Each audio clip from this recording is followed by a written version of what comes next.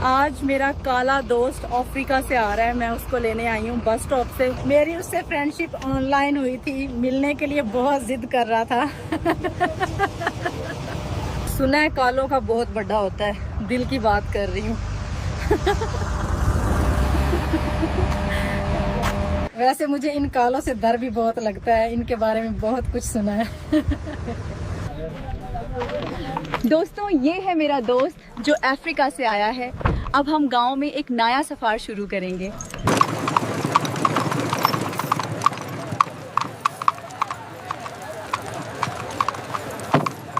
दोस्तन, ये है हमारा कुआं जहाँ से रोज ठंडा ठंडा पानी निकलता है। इसमें डूब जाए तो जिंदगी का मजा ही अलग है। दोस्तों, ये देखो हमारी हाथ की बनी बास्केट। ये हमारी जिंदगी का एक हिस्सा है। मालिक, तुझे ये क्राफ्ट कैसा लगा? यस। ये तो आज मेरी लेकर ही मनेगा।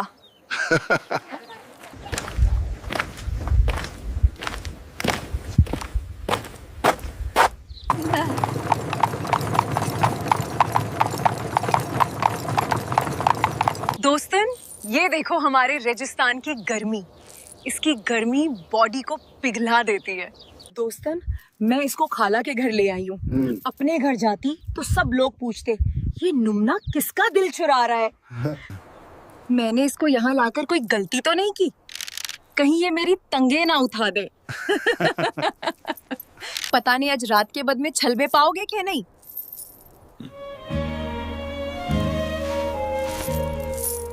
दोस्तन, ये रात दिल चुराती है। मालिक, कहानी सुनाओ ना। अरे मेरी बात दिल में उतरेगी, सुन, मस्ती आएगी ना। दोस्तों, ये देखो हमारा हैंड पंप। इसका पानी दिल तक जाता है। इसकी ठंडी ठंडी धारा हर किसी को लुभाती है। दोस्तों, ये देखो हमारी शॉल, पूरा दिल का जादू। इसका रंग दिल को छेड़ देता है। दोस्तों, ये देखो हमारी छतई। इस पे लेटकर दिल को सुकून मिलता है। इसका नरमापन दर्द को भी छू जाता है। तुसी पक्के हो कि सिर्फ मसाज ते ध्यान है या मेरी दिल का शख्सियात ते? बेशक शख्सियात ते ही है। तू मैनू इंज क्यों वेख रहा है? तेनू पता है तेनू पसंद है? मैं कुछ नहीं कर सकता, तू आज बहुत सोहनी लग रही है। रेगिस्तान दे बहुत सारे राज ने ते सादे भी। तुसी सोचते हो कि ये रेगिस्तान गर्म है, ਤੁਹਾਨੂੰ ਇੱਥੇ ਦੀ गर्मी महसूस करनी चाहिए है। जादू असन शादी करांगे कि तुसी मैनू हर रोज केले खवाओगे? हर रोज ते नहीं, पर जादों ही मंगोगी। ਤੁਹਾਨੂੰ पता है केले खाण नाल ताकत आउंदी है। की तुसी सहमत हो मलिक? हाँ बिल्कुल। हाय केले, ਉਹਨਾਂ ਦਾ स्वाद ही ਵੱਖਰਾ ਹੁੰਦਾ है ना। मैनू बहुत। ये बिग बनाना की कहानी सुनो। हाँ, लेकिन ये केला थोड़ा ज्यादा ही बड़ा लग रहा है। उठ जाओ, नहीं तो मेरा उठ जाएगा। मैं सो गई थी और एक बुरा ख्वाब देखा। अरे, मुझे भूख लगी है, कुछ दिल से दिल तक जाने वाला दे दो। अच्छा दोस्तों, ये देखो हमारा टोकरा। इसमें छुपा है दिल का खाना। अरे अलीना, तेरा ये टोकरा तो जदू का पितारा है। दोस्त, जब से व्लॉग शुरू किया है मैं ही बोलती जा रही हूँ। मालिक, तू भी कुछ बोलो, ये टोकरा खाली ना रह जाए ना। दोस्तों, ये रोज दिल खुश कर देता है। मालिक, और क्या भरोगे ना। अरे, खाना और दोस्ती दिल भरते हैं, मस्ती आएगी ना। दोस्त, पट भर के खाओ। मालिक, इस रात को मेरा दिल भी तो भरना है ना। दोस्तों, ये रात दिख चुराती है। मिल्क, कहानी सुनाओ ना। अरे, मेरी बात दिल में खुतरेगी। सुन, मस्ती आएगी ना। मुझे कोई अच्छी सी स्टोरी सुना दो। तो घोर से सुनो। रेगिस्तान की सुनसान जगह पर एक कच्चे घर में फकीर बख्श लेटा हुआ था। अचानक दरवाजे पर दस्तक हुई। फकीर बख्श चौंक कर उठ बैठा। फिर किसी ने जोर से दरवाजा खटखटाया। फकीर बख्श गुस्से से बोला, दरवाजा तोड़ना है क्या? आ रहा हूँ। दरवाजा खोलते ही वो ठिठक गया। सामने एक जवान खूबसूरत लड़की खड़ी थी, बारिश में भीगी हुई, कपड़े जिस्म से चिपके हुए, आंखों में डर, चेहरे पर थकान और होंठ कांप रहे थे। उसके बाल बिखरे हुए थे और वो कांप रही थी। फकीर बख्श ने हैरानी से पूछा, तुम कौन हो? यहाँ रेगिस्तान में अकेली क्या कर रही हो? लड़की ने कांपते हुए लहजे में कहा, मुझे अंदर आने दो, मैं तुम्हारे साथ रहना चाहती हूँ। फकीर बख्श पीछे हट गया। पेशानी पर बल पड़ गए। मेरे साथ? लेकिन क्यों? तुम हो कौन? लड़की ने कोई जवाब नहीं दिया, बस एक नजर उसके चेहरे पर डाली और जबरदस्ती अंदर चली गई। फकीर बख्श हैरान रह गया और गुस्से से बोला, तुम कौन हो और तुम्हारी इतनी हिम्मत के मेरे घर में यूं घुस आई हो? अगर किसी ने देख लिया तो लोग क्या सोचेंगे? एक जवान लड़की एक बूढ़े के साथ रह रही है। लड़की का नाम हूरी था। उसने फकीर बख्श का हाथ पकड़कर रोने लगी। मेरा इस दुनिया में कोई नहीं रहा। 2 दिन पहले मेरी शादी हुई थी, लेकिन मेरे शौहर की मौत हो गई। ससुराल वालों ने मुझे मनहूस कहकर घर से निकाल दिया। कहने लगे तुम हमारे बेटे को खा गई हो। मैं अपने मायके गई तो उन्होंने कहा तुम्हारा घर अब ससुराल है, वापस वही जाओ। मैंने अपनी माँ से मिन्नतें की, कहा मेरा क्या कसूर है, लेकिन उन्होंने भी धक्के देकर निकाल दिया। फकीर बख्श ने गहरी सांस ली और धीरे से बोला, ठीक है बेटी, तुम यहाँ रह सकती हो जब तक चाहो, लेकिन अगर किसी ने देख लिया तो लोग बातें करेंगे। हूरी ने सर झुका लिया और एक कोने में जाकर बैठ गई। बारिश अब थम चुकी थी, लेकिन उसके कपड़े अभी भी भीगे हुए थे। फकीर बख्श ने उसे एक चादर दी और कहा, ये ले लो, ठंड लग जाएगी। सुबह का वक्त था। धूप रेगिस्तान की रेत पर चमक रही थी। फकीर बख्श ने आंखें खोलीं तो देखा चूल्हे से हल्की सी धुआं निकल रहा है। वो उठकर बाहर आया तो देखा हूरी चूल्हे के पास बैठी चाय बना रही थी। उसने पूछा, ये सब तुम कर रही हो? हूरी ने मुस्कुराते हुए कहा, हाँ, चाय तैयार है, अब पी लीजिए। फकीर बख्श ने हैरानी से देखा, तुमने बनाई है? हूरी ने हल्का सा सर झुकाकर कहा, जी। फकीर बख्श ने पहली चुस्की ली।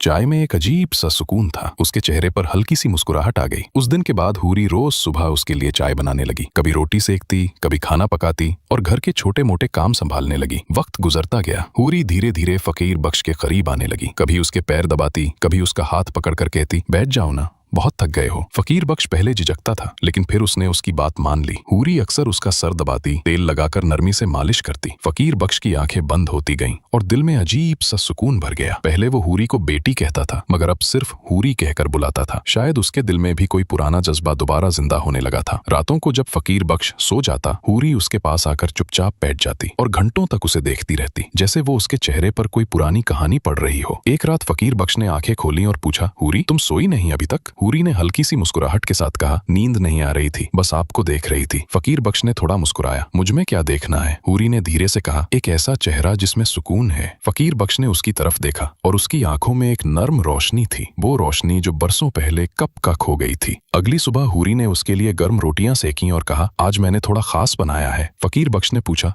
क्या खास? हूरी ने मुस्कुराते हुए कहा, सिर्फ आपके लिए। दोनों ने साथ बैठकर खाना खाया। फकीर बख्श के दिल में पहली दफा एक अजीब सी गर्मी महसूस हुई, एक ऐसा एहसास जो तन्हाई के सालों बाद जिंदा हुआ था। अब हर दिन उनके बीच कुछ बातें होने लगीं। कभी हूरी उसके गुजरे दिनों के बारे में पूछती, कभी अपनी कहानी सुनाती और फकीर बख्श चुपचाप सुनते हुए महसूस करता कि जैसे उसकी वीरानी भर रही हो। रात के वक्त जब रेगिस्तान में ठंडी हवा चलती, फकीर बख्श छत के नीचे बैठकर आसमान देखता और हूरी उसके पास आकर पूछती, फकीर बख्श, आपको कभी मोहब्बत हुई थी? फकीर बख्श कुछ देर चुप रहा, फिर धीरे से बोला, हाँ, बहुत साल पहले, लेकिन वो मोहब्बत वक्त के साथ मिट्टी में दफन हो गई। हूरी ने आंखों से उसके दिल तक देखते हुए कहा, शायद मोहब्बत कभी मरती नहीं, सिर्फ छुप जाती है और किसी दिन फिर से जिंदा हो जाती है। फकीर बख्श ने उसकी तरफ उनसठ और पहली दफा उसने उसकी आंखों में वो चमक देखी जो कभी किसी और के लिए होती थी। दिन गुजरते गए। हूरी अब फकीर बख्श के साथ पूरा दिन गुजारती। वो उसके लिए खाना बनाती, कपड़े धोती और घर को साफ और रोशन रखने लगी। उनके बीच अब खामोशी भी बातें करती थी। एक नजर, एक मुस्कुराहट, एक लम्हा, सब कुछ कह जाता था। लेकिन रेगिस्तान की खामोशी अब सिर्फ उनकी नहीं रही थी। करीबी गांव के लोग जो कभी कभार वहां से गुजरते, अब उन्हें एक साथ देखने लगे थे। फुसफुसाहट शुरू हो गई। फकीर बख्श ने एक जवान लड़की को अपने घर में रखा हुआ है। एक दिन एक बूढ़ी औरत उसके घर आ गई। उसने तंज से कहा, फकीर बख्श, लोग बातें कर रहे हैं, कहते हैं तुमने एक लड़की को अपने घर में रखा है। फकीर बख्श ने शांत लहजे में कहा, उसे पनाह दी है, इज्जत दी है। बूढ़ी औरत हंसकर बोली, इज्जत या कुछ और। फकीर बख्श ने दरवाजा बंद कर दिया, लेकिन उसके दिल में एक कांटा चुभ गया। हूरी ने सब कुछ सुन लिया था। वो चुपचाप फकीर बख्श के पास आई और बोली, अगर मेरी मौजूदगी आपके लिए बोझ बन रही है तो मैं चली जाती हूँ। फकीर बख्श ने फौरन कहा, तुम कहीं नहीं जाओगी। हूरी की आंखों में आंसू भर आए। लोग बातें कर रहे हैं, आपकी इज्जत को नुकसान पहुंच रहा है। फकीर बख्श ने उसका हाथ थामकर कहा, तुम मेरी इज्जत हो हूरी। हूरी ने धीरे से कहा, तो फिर मुझे अपना लो। फकीर बख्श सख्त चंद लम्हों तक चुप रहा, फिर पूछा, क्या मतलब? हूरी ने नजरें झुकाकर कहा, मुझसे निकाह कर लो ताकि दुनिया को जवाब मिल जाए। फकीर बख्श ने गहरी सांस ली और आसमान की तरफ देखा, जैसे किसी इशारे की तलाश में हो। मैं बूढ़ा हूँ हूरी, तुम जवान हो, लोग कहेंगे मैंने तुम्हें पनाह देकर फायदा उठाया। हूरी ने आंसुओं भरी आंखों से कहा, लोग तो वैसे भी बातें कर रहे हैं, लेकिन अगर हम एक दूसरे के लिए हैं तो रिश्ता क्यों नहीं? फकीर बख्श कुछ देर चुप रहा, फिर धीरे से बोला, अगर तुम तैयार हो तो मैं भी तैयार हूँ। अगली सुबह फकीर बख्श ने मस्जिद के इमाम को बुला भेजा। छोटी सी झोपड़ी के अंदर मिट्टी की खुशबू थी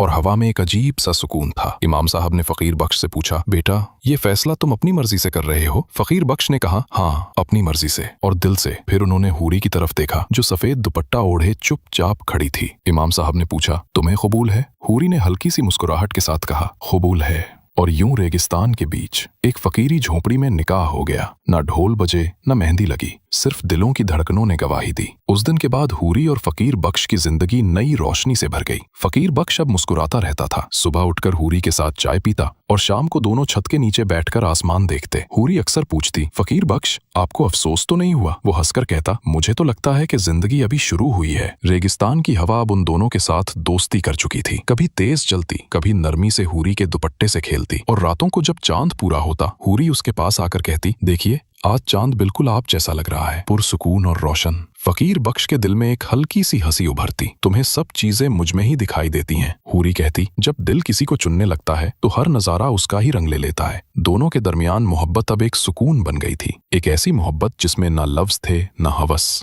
सिर्फ एक सुकून भरी रहमत थी। वक्त गुजरता गया, फकीर बख्श अब कमजोर होने लगा, उसके पैरों में ताकत कम होती गई, लेकिन हूरी ने कभी उसे अकेला महसूस नहीं होने दिया। वो हर वक्त उसके पास रहती, कभी पानी पिलाती, कभी उसका सर दबाती। एक रात फकीर बख्श ने हूरी से कहा, हूरी अगर मैं चला गया तो क्या तुम अकेली रह पाओगी? हूरी ने आंसुओं भरी आंखों से कहा, आप कहीं नहीं जाएंगे, मैं दुआ करती हूँ कि मौत भी हमें साथ ले। फकीर बख्श ने मुस्कुराकर कहा, तुम मेरी दुआ हो हूरी, और दुआओं का तो असर हमेशा रहता है। वक्त अपनी रफ्तार से चलता गया। फकीर बख्श के पैर अब ज्यादा कमजोर हो गए थे। वो अक्सर छत के नीचे बैठकर दूर तक रेगिस्तान को देखता रहता, जहां कभी उसने जिंदगी के सारे रंग देखे थे और अब सिर्फ खामोशी थी। हूरी रोज सुबह उठकर उसके लिए चाय बनाती, फिर उसके पास बैठकर कहती, देखिए आज हवा ठंडी है, आप बाहर बैठ जाएं। फकीर बख्श मुस्कुराकर कहता, मैं तो अब हवा के साथ ही चला जाऊंगा। हूरी हंसने की कोशिश करती, मगर उसकी आंखों में आंसू भर जाते। एक शाम रेगिस्तान में बहुत तेज आंधी उठी, हवा के साथ मिट्टी उड़ रही थी और आसमान पर बादल घिराए हुए थे। फकीर बख्श बिस्तर पर पड़ा था, उसकी सांसें बोझल थी। हूरी ने दौड़ी दौड़ी उसका हाथ पकड़ा, फकीर बख्श आंखें खोलिए, मैं यहाँ हूँ। उसने धीरे से आंखें खोली और हल्का सा मुस्कुराया, मैं जानता था तुम यहीं होगी। हूरी ने आंसुओं भरी आंखों से कहा, मैं कभी कहीं नहीं जाऊंगी। फकीर बख्श ने हल्की सी सांस ली और बोला, हूरी तुम मेरी जिंदगी का वो हिस्सा हो जहां मौत भी कुछ नहीं बिगाड़ सकती। उसके होठ हिलते हुए रुक गए, चेहरा बिल्कुल सुकून भरा था, जैसे वो नींद में मुस्कुराता हुआ सो गया हो। हूरी ने उसका सर अपनी गोद में रखा और बारिश की पहली बूंदें उसके चेहरे पर गिरने लगी। रेगिस्तान में सालों बाद बारिश हुई थी। हूरी ने आसमान की तरफ देखा फकीर बख्श, रेगिस्तान भी रो रहा है। उसने बिस्तर के पास छोटी सी कब्रिस्तान बनाई और उस पर मिट्टी का दिया रखा। हर शाम उस दिया को जलाती और कहती, ये रोशनी तुम्हारी है। साल गुजर गए। गांव वालों कहते, एक औरत रेगिस्तान के कोने में रहती है जो हर शाम एक दिया जलाकर किसी फकीर का नाम लेती है। किसी ने पूछा, वो औरत कौन है? जवाब आया, वो हूरी है जिसने मोहब्बत में सुकून पा लिया। बारिश जब भी रेगिस्तान में होती तो लोग कहते, फकीर बख्श और हूरी मिलने आए हैं। और रेगिस्तान के बीच वो छोटी सी झोपड़ी आज भी खड़ी है, जहां हवा के साथ एक कहानी चलती है, एक दुआ गूंजती है। मोहब्बत सिर्फ पाना नहीं होती, कभी कभी मोहब्बत दुआ बनकर जिंदा रहती है।